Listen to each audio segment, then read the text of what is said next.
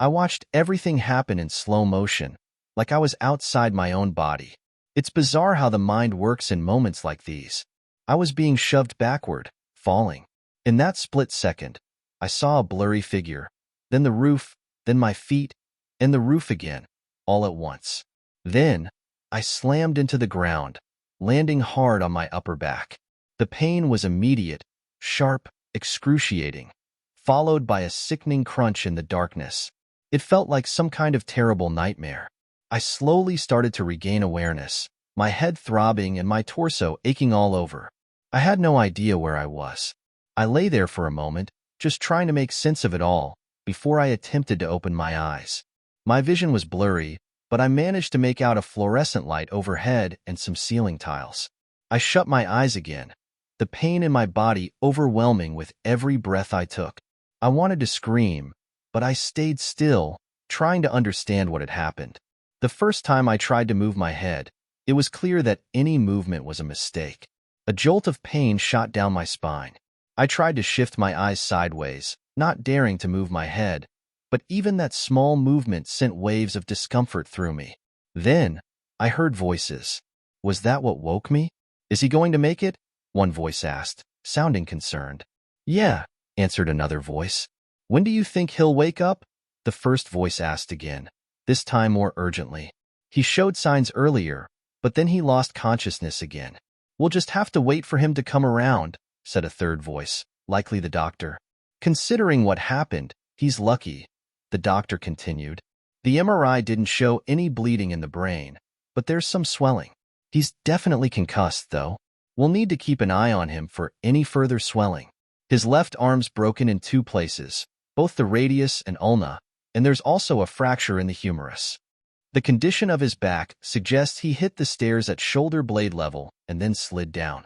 He's got some serious bruising. His suit coat likely saved him from any major abrasions, but it's a good thing he was leaning to his left. If he hadn't been, the weapon he was carrying might have made things worse. He might have fractured his sacrum or his hip, too. He came to after hitting the back of his head, but there's quite a bit of bleeding and scrapes. No stitches were needed, though. We cleaned it up and bandaged it. The doctor paused. From what I understand, he ended up with his feet still on the stairs. He more or less surfed down until his head and shoulders hit the bottom. Voice 1 agreed.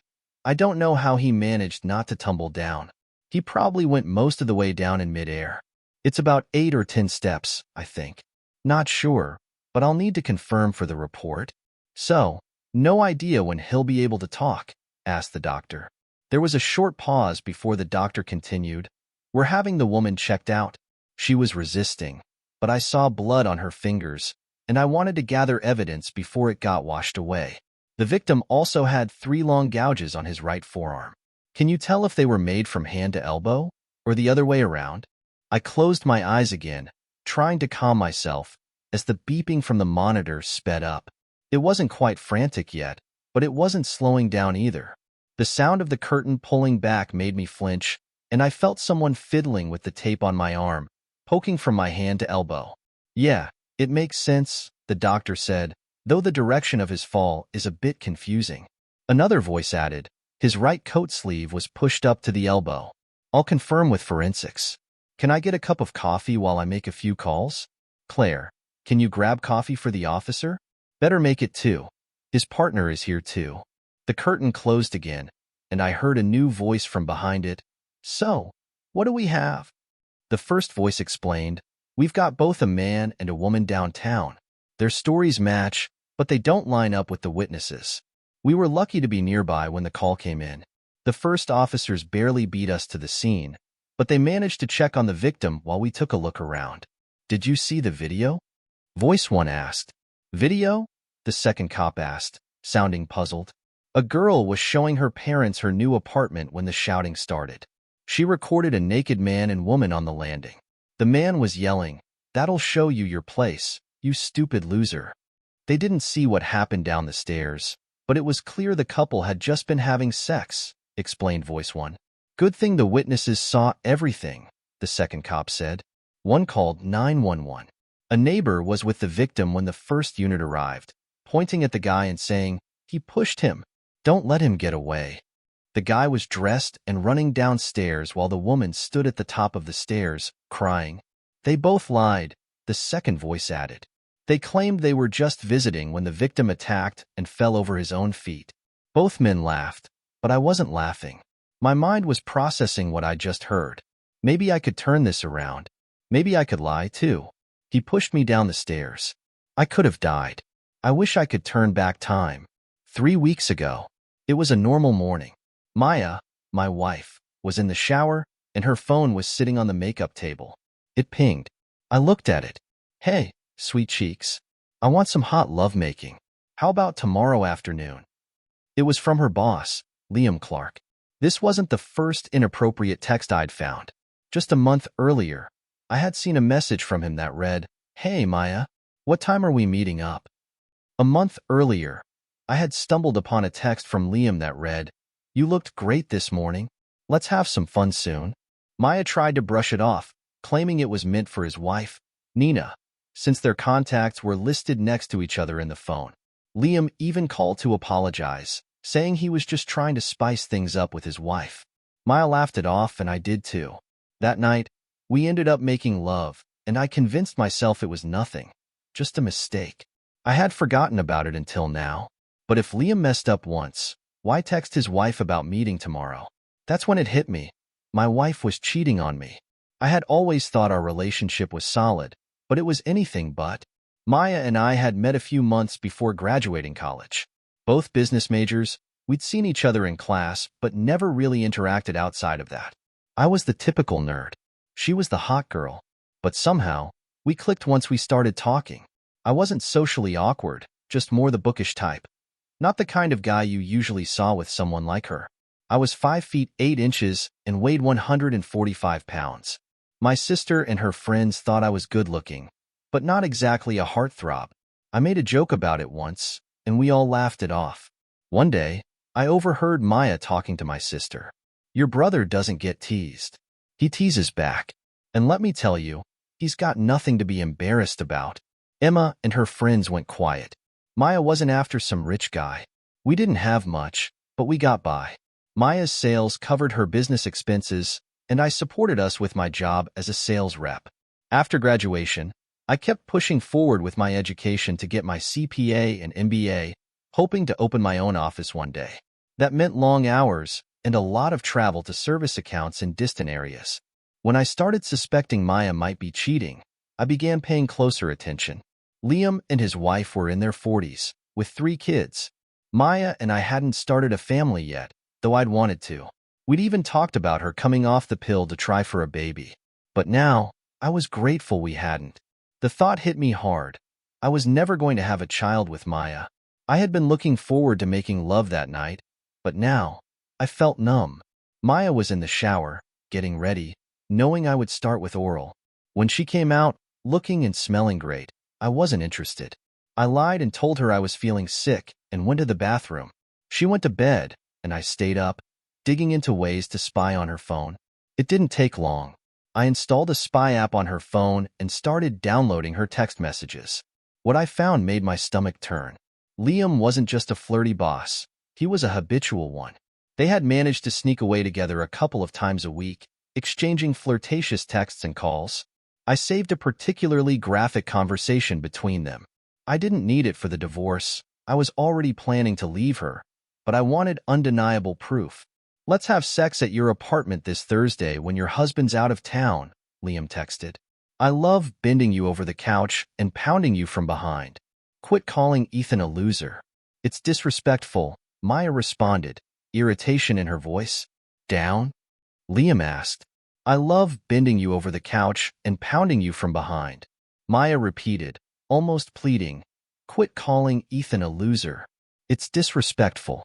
Liam laughed and replied, Ethan is just as big as me, if not bigger. You're just too rough. I love that pounding, which is why I keep coming back, Maya responded. Ethan prefers making love, but sometimes I want it rough, she continued. Yeah, you scream when I pound away, Liam chuckled. Nina used to love it too, but she says I get too wild. She likes being on top to control the action. Your guy can't man up like I can. Your jackhammer act is what I want a couple times a week. Making love is great, and Ethan can get rough occasionally, but he stops when I hurt. You don't. My guts are sore, but I love it. I'm in love with Ethan, but sometimes I want wild sessions. If you call him a loser again, you won't get any this week. Wear a rubber or no sex. Ethan and I are planning to have a baby, Maya said firmly. I hate protection, Liam groaned. Well, it's that or no sex, Maya responded. And if it breaks, I'm using seed douches. Afraid my swimmers are better than Ethan's? Liam laughed. Nice save, Maya laughed. But I can't take the risk. All babies look alike at first. He'd be stuck raising my kid if his name is on the birth certificate. That'd be funny. No, they don't. Babies are cute, and he'd have a year to contest it, Maya replied seriously. And I'd come after you for child support. You want that risk? Screw that. Maybe I should get snipped, Liam said. Nina doesn't want more kids, and I don't want to give up the hot sex with you. Snipped or not, you can have the 403, Maya said, ending the conversation. That conversation probably wouldn't be admissible in court because one party has to be aware they're being recorded, but I didn't care. I just needed proof. Maya tried to make me feel crazy, claiming the affair was just my imagination or a one-time thing. But after 3 weeks of gathering evidence, my love for her had all but evaporated. Once I was sure, I started the process of getting rid of her. First, I paid off all our debts. My student loans were heavy, but I paid them off first. We've been careful with credit card debt. Our cars were paid off, and we had some savings set aside for a house. But I also started stashing cash. I knew I'd have to pay alimony since Maya didn't make much from real estate. I paid my lawyer up front to lessen our cash flow. I trimmed our savings and had my paycheck diverted. Still, I knew I'd have to give Maya her half. I just didn't want her getting more than she deserved. I hired an attorney and got the papers ready. Once Maya was served, I knew everything would hit the fan. But let me take you back to that day. I was supposed to be out of town, but I had a coworker cover for me so I could deal with personal stuff. I ran through different scenarios in my mind. At first, I thought about walking in, acting surprised to find them in bed, maybe threatening Liam with a weapon or even hitting him with a tire iron. But that would land me in jail for sure. Everyone knew I had a concealed carry permit and often carried when I traveled, but I knew better than to try to fight Liam. I'm 5 feet 8 inches and 150 pounds, while he's at least 6 feet 2 inches and 230 pounds, always bragging about his college football days. All that fight like a man stuff was just nonsense. David beat Goliath with a slingshot, and I wish I had been as clever as David. But my plans quickly went out the window when I unlocked the door to my apartment. Liam's car was parked next to Maya's. I walked in quietly, not making a sound with my keys. Their grunting filled the air. Do me. Pound me. Maya's voice hit me like a slap in the face. There she was, bent over the couch, while Liam was pounding away at her. I thought about kicking him, but his legs were too close to mine. Instead, I threw a punch, landing it in his side, and knocked him off her. You creep. What the hell? He yelled, realizing what had happened. He grabbed me by my suit coat, shaking me violently. I tried to punch him and reach for my pistol, but the coat was too restrictive. My kicks barely did anything. Maya grabbed my right arm, preventing me from drawing my weapon.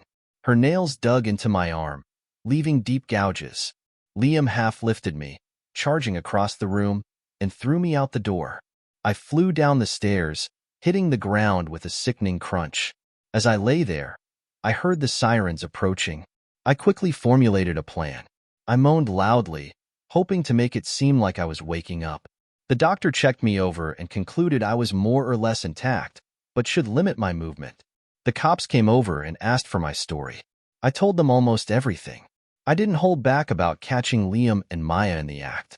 I added that Liam had threatened to eliminate me and called me a loser.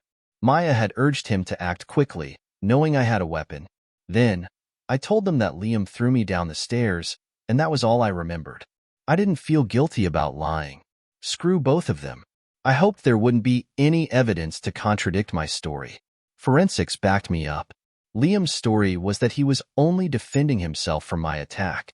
He said he was just visiting Maya because she'd been feeling down, and I had misunderstood the situation. Maya said Liam pushed me, and she grabbed my arm to stop me from striking him, causing the scratches. The investigators found Liam's seed on my pants, proving I'd been close to him. There were also smears of it, along with Maya's fluids, on my right leg, proof that I had kicked him in the groin. I wasn't running.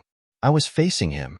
Liam wasn't charged with a felony, but he was charged with assault. He posted bail, which cost him $5,000.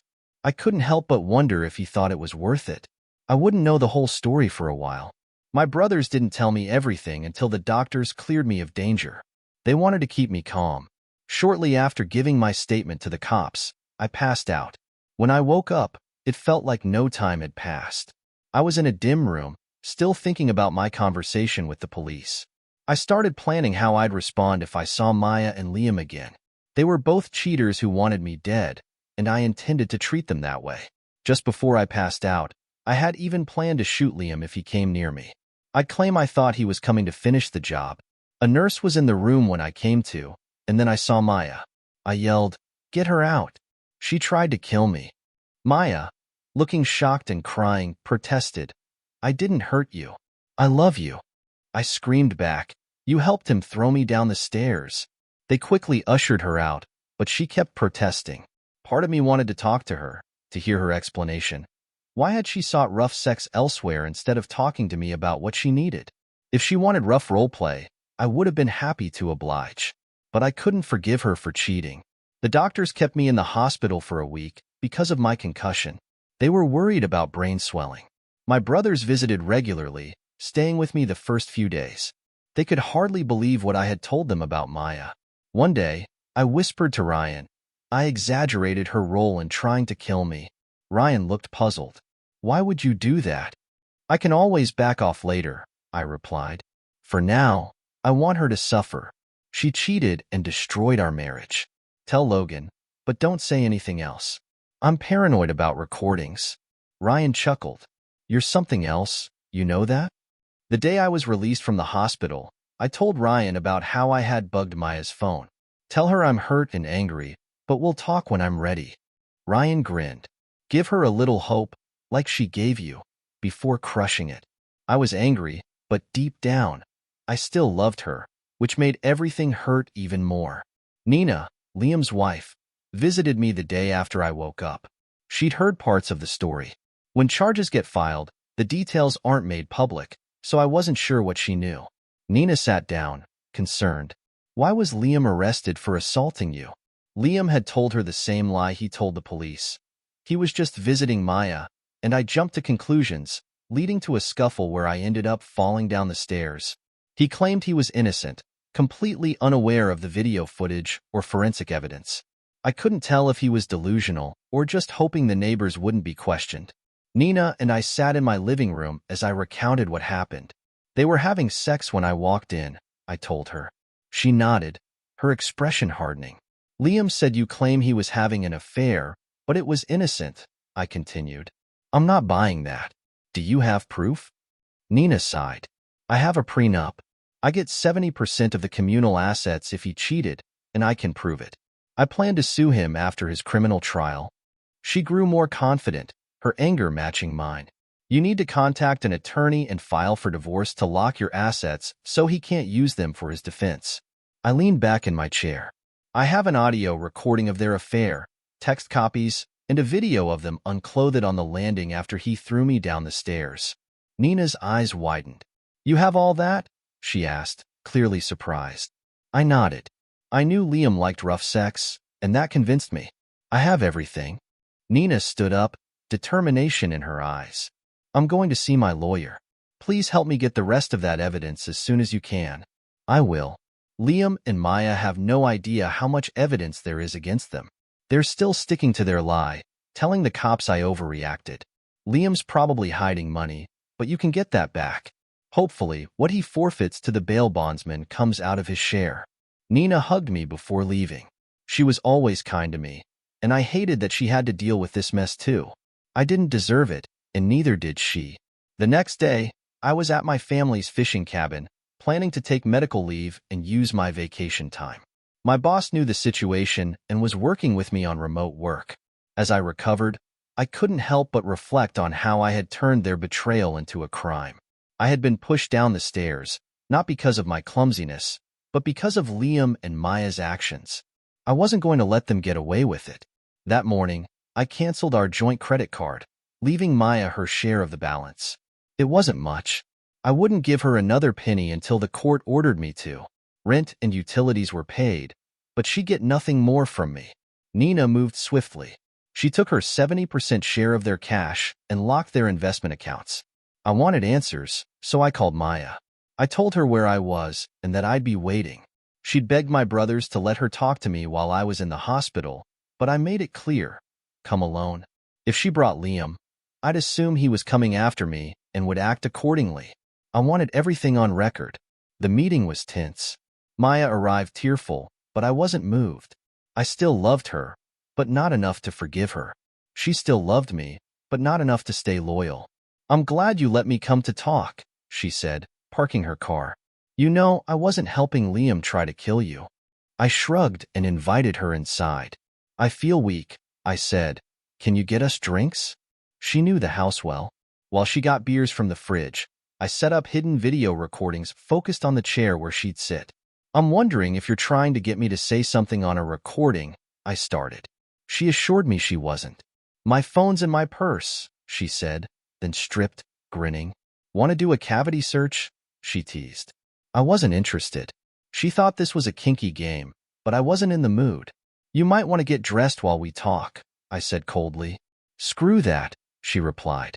I'll stay like this. Give me a towel so I don't leave a snail trail on the chair. She was trying to manipulate me, but I wasn't playing anymore. Where do you want to start? She asked, eager to control the conversation. Let's start with why. Not why you cheated, but why you helped that fool try to kill me. I spat, trying to control my anger. Maya broke down. I wasn't trying to help him, she said, her voice trembling. I was trying to protect myself. I had no idea he'd push you. I just wanted to stop you from shooting him. Even when he pushed you outside, I thought he'd just close the door so we could get dressed and deal with it. But then he threw me down the stairs, I finished, staring at her.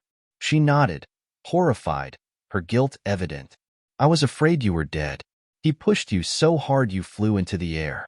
I was numb. You didn't even check on me. The police said Sophia from next door was kneeling by me while you stood on the landing in a robe, crying.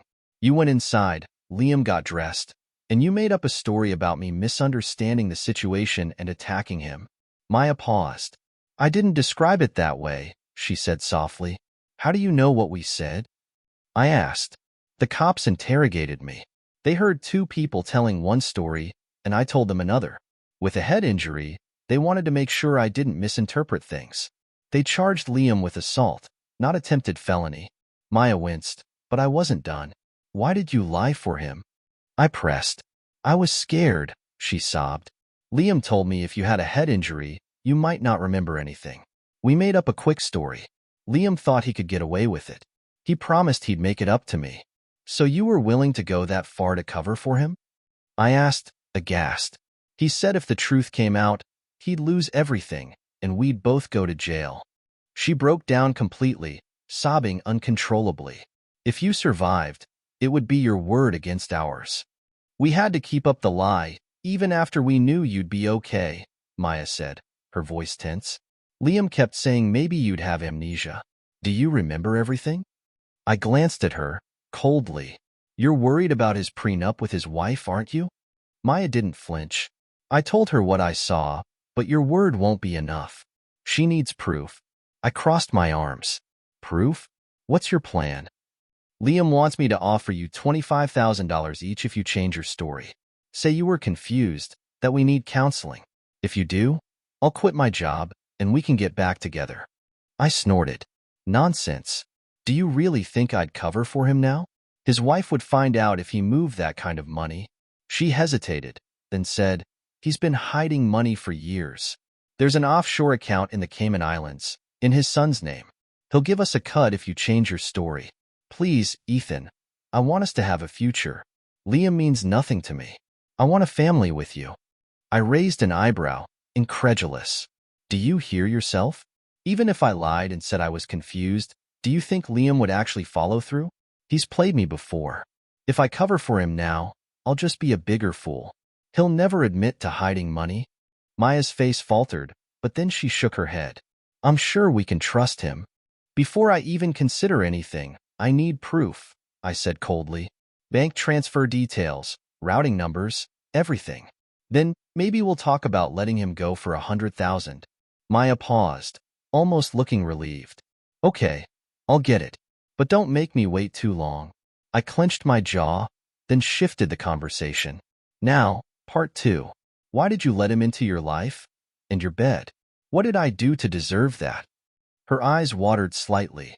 How long have you known? When did you find out? I shook my head. You did nothing wrong? We had a good marriage, a great life. Until you got sick and cut me off. That's when everything changed. She looked guilty. Oh, crap. That's when you found out? I nodded. When did it start? About 3 months ago, she admitted. At first, we didn't even have sex. I don't know why. We had no problems. Liam flirted, but I didn't take it seriously. Then one day, he said he was unhappy with his marriage. I foolishly listened. I clenched my fists. So you let him in because he said he missed the wild, rough sex he used to have? And that's when it started? Maya's voice shook. That night, we had incredible sex. But I didn't tell you why. And I didn't stop thinking about it. Because you wanted it, I said coldly. She nodded, avoiding my gaze. I wanted that feeling again. The rush. After that weekend, I couldn't get enough. The next week, I told Liam about it, and he said he could give me that feeling whenever I wanted. I exhaled sharply, suppressing the anger. You let him do that to you? Maya looked away. I didn't mean to hurt you, but with him, I didn't have to feel anything. I could escape. With you, I couldn't. The bitterness burned in my chest. And you thought I wouldn't find out? I didn't think it would go that far, she said quietly. I never thought you'd find out. You covered it up, I said, anger rising. You texted him about it, didn't you? She didn't answer right away, but her silence was enough. I pressed on. And you weren't even ashamed. She bristled. I didn't want to hurt you, but I couldn't stop. I stood, my hands trembling. You didn't want to stop because you loved cheating on me. It was a thrill. No, it wasn't like that, she said, voice breaking. Then why did you keep doing it? I asked, furious. Maya looked at me, then lowered her head. I don't know. I just needed it. I turned away, disgusted. Well, I hope he's everything you want. She flinched but didn't speak. Get dressed. Leave. Our time is up. Her expression softened, but she didn't move. Can't you take me back? Can't you claim me again? Bend me over. Make me yours again? I didn't even flinch. You gave yourself to him. There's nothing left to reclaim. Without another word, she stood up, dressed quickly, and walked out, her footsteps heavy as she hesitated at the door. I'm so sorry, Ethan. I didn't respond. She left, and I turned off the recorder, making copies and uploading the files to the cloud for safekeeping. The last thing I needed was for this to come back and haunt me. My phone buzzed. Maya, I answered, already knowing what to expect. I'm just driving home from meeting Ethan, she said, her voice strained. His memory is perfect. He remembers everything. I'm glad you didn't come. He might have shot you. Recording was a bad idea. He caught on, so I stripped to show I wasn't wired. Liam scoffed in the background. What a fool. He's a loser, too scared to even get revenge. But don't worry, we're screwing. He has no proof, and his claims are worthless.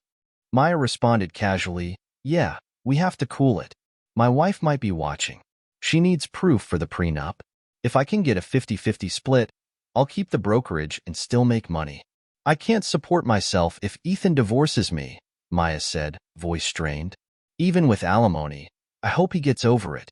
I'll do anything, counseling, a chastity belt, a post-nuptial agreement. Liam scoffed. Why bother with the loser? I'll send sales your way to keep you afloat, but we need to keep it quiet. No lovemaking for now, at least until I clear the assault charge. What did he say about taking the money? Maya asked, her voice full of tension. He said no way. Maybe 100 grand. but he wants to see the transfer first. He doesn't believe your account is real, Maya replied. Well, he's probably right, Liam muttered. If he asked for money, I might just spit in his hand, he laughed. Maybe give him 25 up front, then accuse him of blackmail if he asks for more. 100? I could have him liquidated for less. Maya froze. If you say that again, I'll confess to the cops myself, she said sharply. I'll make a video confession and give it to others for safekeeping. If Ethan even gets dizzy, I'll turn you in. Liam's voice softened. I was just spouting off. I didn't mean it, I swear. Maya didn't look convinced. I stood there, recording the whole conversation. Sergeant Harper arrived at the camp, nearby. As we went over the details, I wondered if Liam really had a secret account. But why would he reveal it? Maybe he was careless, just like with his casual talk about liquidating me. Harper was impressed with the video of Maya's confession, though he didn't comment on her appearance. He took it to the district attorney handling the case. This is icing on the cake, Harper said. We got the forensic results. There were seed spatters on your pants and some on your leg. We'll compare it to their DNA before trial. We also found matching spatters on the sofa and carpet, some even near the door. It supports your story. Leah might be charged with attempted felony. Maya too. We found your skin and blood under her nails. Her story about stopping you from pulling your gun could be spun either way. But we have strong evidence. I looked at him. Do I have the right to defend myself? Harper nodded. A good lawyer can spin it. Liam didn't hit you, but he's a big man, so it's possible. He'll deny he threatened to eliminate you. It's all going to depend on the jury. I nodded slowly. And if he gets off? Don't be surprised if his lawyer tries something wild. But since you didn't shoot him, it's not a huge issue, he said. That evening, my father-in-law called. He'd heard I was hurt, but was out of the hospital now. They'd been on a cruise, and as soon as they turned their phones on, they got messages saying I'd fallen, might die, and then that I was okay and discharged. Are you all right? Tom asked, concerned. I sighed. Tom, those messages don't tell the whole story. I didn't fall. I was pushed. Maya's boss tried to eliminate me. I walked in on them having sex in my living room. It's a mess. He was shocked. I'll talk to Maya. I need to hear her side. I sighed again. I'm not at home right now. After we hung up, I called my lawyer the next morning. The divorce paperwork was ready, but they still couldn't find Maya. The process server had checked her office and my apartment, but she wasn't there. Just then, Harper called. They arrested Liam and Maya at work, he said. I took the audio and video files to the assistant district attorney. Charges have been filed. I felt a slight relief. What charges? Liam's facing attempted felony charges. Maya's being charged as an accomplice. The DA didn't think assault charges would stick against her, but they don't want her to get off scot-free. Will she get jail time? I asked. Probably not, Harper replied. With accomplished charges, she could get a fine and up to 5 years in prison. They might offer her a deal if she agrees to testify against Liam. I laughed bitterly. Seems like a joke. The law's screwy sometimes, he said with a half-smile. But Clark is looking at it. Maya might go down. The DA's leaning toward leniency if she cooperates. I hated what Maya did to me, but I didn't want her completely ruined. I just want it over. She's going to testify, right? Harper gave a nod. We'll see. I called my lawyer to let him know where Maya was. He'd have her served once she was released. My brother, Ryan, came with me to get the rest of my things from the apartment. I just wanted my clothes, my desktop computer, and a few pistols I had locked in the safe. As we were almost done, Maya's mother, Linda, drove up. She got out of the car and hugged me tightly. I can't believe my daughter would throw away what she had for a little fling, she said tearfully. How could she do this to you? I stiffened. I don't know, Linda, but it's over now. Do you think there's any way you could work through this? Linda asked. I'm not saying forgive her right away, but after a lot of counseling. Just before Tom and I left for our cruise, Maya mentioned you two were planning to try for a baby. We were excited for you both. I glanced at Hannah, Maya's 22-year-old sister, who had come with Linda to pick up some of Maya's things. She shook her head, visibly upset. I can't tell you how much this tears me up, I confessed. I have video and audio that show just how bad it was. Maya doesn't know I have any of it. She and her boyfriend think it's just my word against theirs. Linda looked surprised. You have proof? Yeah, I said quietly. What Maya made out to be a little fling was actually months of deceit. Some of it's pretty bad. Nudity, bad language. I don't think you should see it. Linda was unshaken. Screw that, Ethan. I'm a big girl. You've always been polite, but I probably use worse language than you. And I know what unclothed people having lovemaking looks like. Tom does too. I want to see everything you have. I'm guessing from your demeanor that it's worse than I thought. I nodded. It's bad. I really don't want to hurt you. I want to see it, Linda insisted. Cheating pisses me off. I don't care if it was you or Maya. I had chances to screw around on Tom over the years. Some offers were tempting, but I never did. I handed her the audio from my meeting with Maya. Maya's going to need your support. She's in for a tough legal battle. Linda nodded. We'll support her, but that doesn't mean we condone what she did, she said firmly. I'm moving out, I added. Maya can stay here, but only if she agrees to live with you. Linda agreed. She's living with us for now. Hannah, can you grab some of her clothes? Hannah rolled her eyes. Damn, this is some crap, she muttered. You only know part of it. When you and Maya got together, I was 17, dating a guy on the football team. Nothing serious, just going out. Mom kept saying Maya hit the jackpot. She found a guy who'd stick by her forever. You weren't big or handsome, but decent looking, smart, loyal. I laughed, making me sound like a border collie. A little too much, don't you think? Hannah grinned. A-hole. You know what I mean. She paused, looking at me seriously. I envied my sister. I wanted someone like you, but I never found him. Hannah surprised me by hugging me tightly. If my sister's dumb enough to give you up, I want you. I've loved you for a long time. I didn't know how to respond. I hugged her back and thanked her for her words. She smiled and kissed me on the cheek, sending an unexpected surge of desire through me. All three women in Maya's family had that effect on me. Maya doesn't have to move out of the apartment, I said quickly. I'll be living at my family's fish camp outside of town. Hannah shook her head. Mom wants Maya back home so she can tell her how badly she messed up. She says she needs to keep an eye on her. I offered for Maya to stay with me, but Mom shut that down. She says I need to live my life and deal with my own decisions. As we finished packing, my brother Ryan helped me, following the doctor's orders not to lift anything myself due to my cast. He carried the heavy stuff while I packed only my clothes and a few other things. I've got your number, Hannah said with a grin. Get ready for me, Ethan. She leaned in close and whispered, I hope you're ready for some exertion soon. Before I could respond, I heard a voice from behind me. Hey there. It was Sophia, the nurse from across the landing. I see you're up and about. Hope you aren't trying to carry any of those boxes. She noticed my bags and boxes and raised an eyebrow. How do you know how bad I was hurt? I asked. And how did you know the doctor's orders? Sophia tugged at her scrub top's name tag. I work in critical care, just down the hall. Mostly cardiac, not neuro. But Greta, the nurse who cared for you, was my roommate in nursing school. I kept tabs on you. I nodded. Thank you for helping me when I was hurt. Sophia laughed. Well, I was scared. I don't work neuro, but I'm trained. I thought you might have broken your neck. Cervical breaks can stop respiration. I chuckled. The doctor said it was only a little swelling, but I guess that's like saying you had a little heart attack. Sophia smiled. That's what I said. You had a significant injury. You need to take it easy. The doctor said 7 to 10 days, but honestly, make that a minimum. You need rest. I agreed. I'm only packing clothes.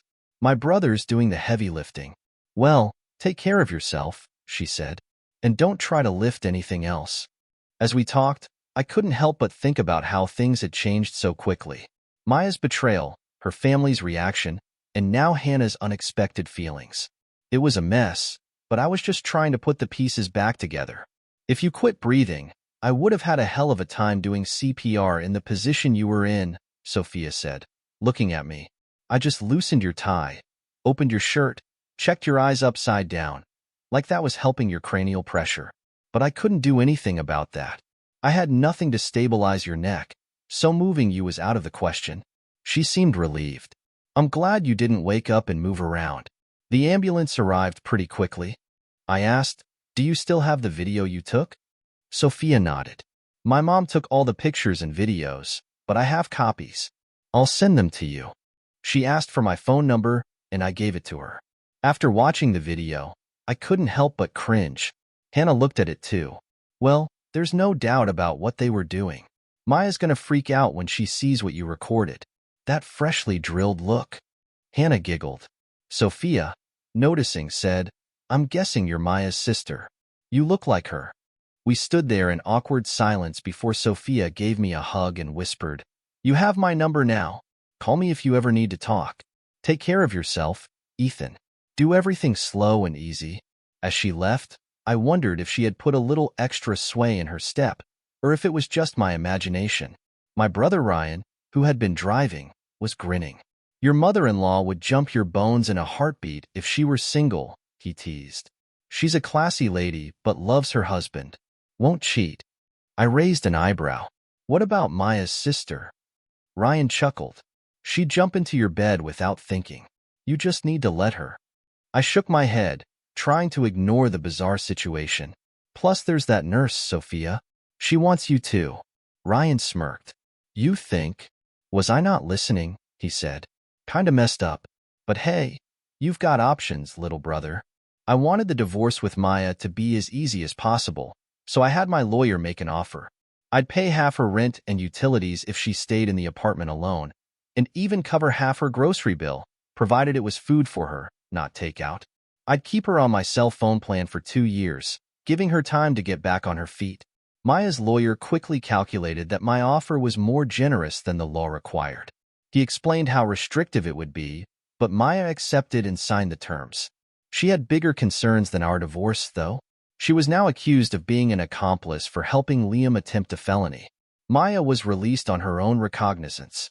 She hadn't been formally charged initially, only questioned. Liam, however, wasn't so lucky. His charge of attempted felony meant a new bail and bond, and he had barely any cash to pay for it. Nina had taken 70% of their assets and locked the investment accounts, leaving him with nothing. His lawyer was scrambling to arrange a signature loan, but without collateral, it wasn't going well. I couldn't help but laugh, imagining Liam stewing in his cell. He always considered himself a mover and a shaker, but now he was the one getting moved. Nina was every bit as vindictive as I was. I'd told her about the secret account in the Caribbean under Liam's name, and she had flown down with her son to seize the funds. To my surprise, the account existed. Nina's lawyer confirmed it. Her son, although not on the signature card, could still transfer the funds since the account was in his name. They took everything. I loved it. Nina's son split the money with his siblings, funding their college accounts. At least the Clark boys were honest with each other. Liam's life was about to get worse. Not only would he have to deal with the missing money, but the IRS was also breathing down his neck for mishandling the gifting of funds to minors. Whatever happened, Liam wouldn't see a penny. Nina told me later, I loved it. It felt good to get back at him. The kids split the money evenly. Justice was slow. My divorce with Maya was finalized months before her criminal trial even started. She was linked to Liam's case, accused of helping him cover up his role in the attack. Nina had ensured Liam's resources were drained, and his reputation was in tatters. He still had 30% of their community assets, but it wasn't much. His real estate agents were dropping him due to his ruined reputation. Nina got Liam to sign off on selling the franchise. She could have forced the issue, but his signature expedited the process. In exchange, he agreed to give up the right to start another brokerage within 50 miles for 5 years. I couldn't help but enjoy watching him squirm. While we waited for the criminal trial, I propositioned Nina, how about a little roll in the hay? Her immediate response was a laugh and calling me a sick mother. But a moment later, she grinned. You really want to stick it to them, don't you? We joked about staging a fake video together, but then Nina said, if I did anything, I'd go for the whole enchilada. We both laughed, and I couldn't help but feel a sense of relief. While Liam and Maya were getting their comeuppance, I was slowly rebuilding my life. In the end, Nina and I decided against further confrontation. but not because I didn't want to. A week before Liam was due to raise his bail, Nina and I went to visit him in jail. It wasn't for any sense of closure. It was for the satisfaction of seeing him squirm. We talked through a plexiglass window, the same kind of barrier that had kept me safe from Liam's wrath. When Liam saw me, his face twisted with fury. He demanded to know why I was there. Nina, calm as ever, replied, "Because I deserve to be here." She winked at him, and for a moment, I thought Liam might explode right there. I couldn't resist. I leaned forward, gave him a mocking look, and flicked my tongue out before making the universally recognized gesture, pushing my index finger through the circle I made with my thumb and index finger. His face turned crimson, but I expected him to control it. Instead, he went wild. He grabbed a chair and began slamming it repeatedly into the plexiglass. I could hear the glass shaking under the impact. He was out of control. Guards rushed in, and within minutes, Liam was subdued. He was put into segregation for 3 weeks, his temper getting him into more trouble. His bail was delayed, and his chance of getting out was growing slimmer by the day. I couldn't help but smile. He had sealed his fate. It was only a matter of time before everything came crashing down on him. At the trial, Liam spent most of his time glaring at me, but not paying attention to the proceedings. He was so consumed with rage that he could barely sit still. His lawyer tried to keep things together, but I knew Liam was about to make a fool of himself. And he did. When he took the stand and was asked about his threats, he hesitated before admitting, "I don't remember saying it at first, but right now, I'd make sure of it." Those words were his undoing. It wasn't just the words, though. It was the look in his eyes, the anger that radiated off him like heat from a fire. His ranting continued, calling me a liar, a loser, and a few other choice insults that didn't just target me but also my family. He went from defensive to completely unhinged. I had planned for this moment. I'd made sure to subtly antagonize him during breaks, repeating the gestures that had pushed him to his breaking point earlier. The result was inevitable. His lawyer looked stricken, and Liam's anger only sealed the case against him. The forensics were clear. Liam had thrown me down the stairs deliberately, and now it was confirmed in the trial. His attempt to justify it as self-defense fell apart. The jury didn't believe him. Despite everything, Liam's defense lawyer managed to create just enough doubt. Liam's sentence was reduced to 10 years instead of the 15 he could have received. It was a bittersweet victory. I wanted him to suffer more, but at least he was going away for a while. Maya's testimony was crucial. She was forced to admit the fall wasn't an accident, that Liam had intentionally harmed me. She had tried to hide the truth at first, but in court, she couldn't lie under oath. Her revelation didn't come easily. She had once told me that it was all a misunderstanding, that I had overreacted. But when it mattered, she came clean. When Maya came to see me after her trial, I could see the weight of everything on her shoulders. She sat across from me, her face downcast. "I'm sorry," she said quietly, "for everything. I know I can't change what happened, but I need you to know that I regret it. I regret hurting you. I didn't respond right away. I didn't know how to. The wounds were too fresh, but I listened. Maya had ruined our marriage, destroyed everything we'd built. She was the reason I was sitting here, a shell of the man I used to be. I didn't know if I could forgive her, but part of me almost wanted to. I also want to thank you," she said, her voice breaking, "for not spreading the video. I know I look like a fool. I was a strumpet, begging like that. But I wanted to be your strumpet." Her admission hit me harder than I expected. There was no excuse for what she had done, but hearing her say it out loud was a gut punch. She wasn't just asking for forgiveness. She was acknowledging the depth of her betrayal. Her mother, Nina, had seen the video. I had only shared the audio portion with her, but it was enough. Nina had been furious. "If you weren't such a gentleman, you'd have shown the whole family," she'd said, and I knew she was right. But I hadn't, and that had to count for something. "Is there any chance we could get back together?" Maya asked, her voice desperate. "I've been thinking, maybe with counseling, or even a post-nup. Well, I guess it would be a prenup now, but I want to make it right." I shook my head. A prenup didn't stop Liam. I'm not him. I'm not going to let you play me like that. Maya fell silent. "Can we still be friends?" she asked. She mentioned Hannah, her her sister, who had told her she was interested in me. I felt a sense of satisfaction at hearing that. Hannah had always been flirtatious, but I had no interest. I'd written that off long ago. No, I said firmly. I'm not getting involved with your family. Maya left after that, wishing me well and hoping I'd be able to forgive her someday. But I knew I wouldn't. It wasn't something I could just hand out. I couldn't pretend that everything was fine when so much had been broken. A few months later, Liam was moved to a new unit after spending weeks in segregation. I didn't know exactly what had happened, but I heard he had gotten into trouble. Word was, he had gotten on the wrong side of someone, and that someone made him pay. Liam was found unconscious in the corner of the shower room, most of his toiletries shoved up his rectum, including a bar of soap, a toothbrush, and toothpaste. I couldn't help but smile at the thought of him suffering. Some people never learn. I sent him a greeting card, a simple, smiley face with a note. If you think I paid someone to do this, well, you're absolutely right. I'd made a few connections during my court hearings, people with ties to the jail who knew inmates that needed extra money. I wasn't above spending a little to make sure Liam's life was as miserable as possible.